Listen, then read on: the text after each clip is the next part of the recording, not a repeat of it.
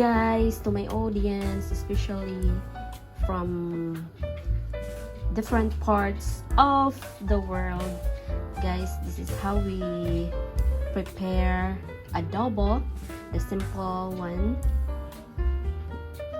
First, you have to clean and slice the whole chicken and put in the kettle.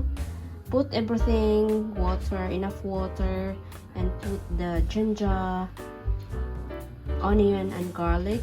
And okay, I will show you guys this ladle.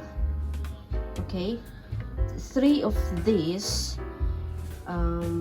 is the soy sauce, the dark soy sauce, and 2 of these is the vinegar. So that's the proportion to achieve the right taste of adobo. And please do not put salt because soy sauce is already salty. So yeah, later I will show you how it is after boiling for some time. See you guys. So guys, welcome back. And after 30 minutes, this is how it looks like. And by the way, I add some laurel leaves. And now I gonna put the potato, the sliced potato.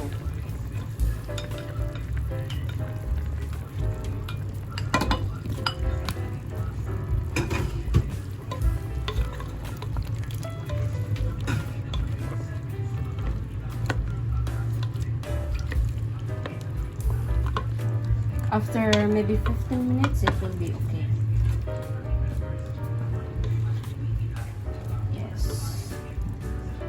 So, see you guys in a bit. Bye guys, here we go again. And now, this is what it looks like after 15 minutes. See, the potato is almost done. And the chicken also is so tender now, and maybe we can add more minutes, like 10 minutes more, to let it dry a little and the oil will come out. The oil from the chicken gonna come out and it will be okay. And the thing, guys, do not cover this anymore, so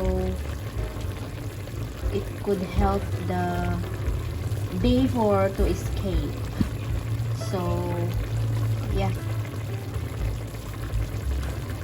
welcome back guys. So ito na ngayon yung, this is now the, see guys, before the water was here and now it reduced to half. This is how the way of cooking or preparing the adobo. Very simple. Yes.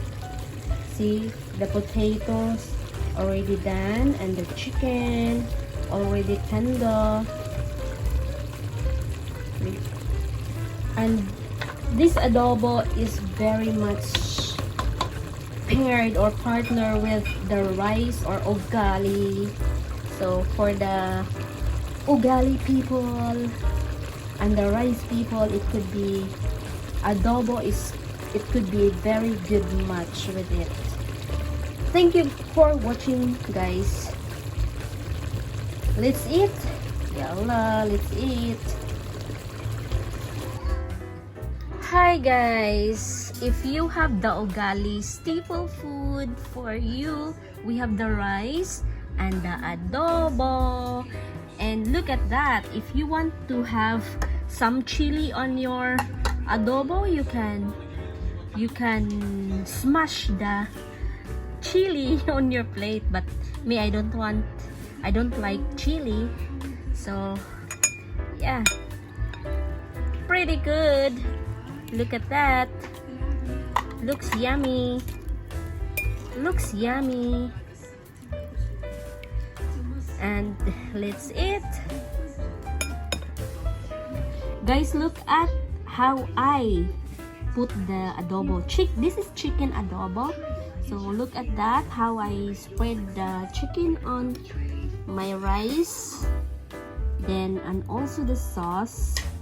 So after that, after boiling for many times or 45 minutes, this is how it looks like. It creates some sauce. See the oil from the chicken and the sauce. So you have to spread it all over like this. Yeah, spread it all over, but not too much, just enough for the rice. Okay, that's it. Eat the donkey mouse.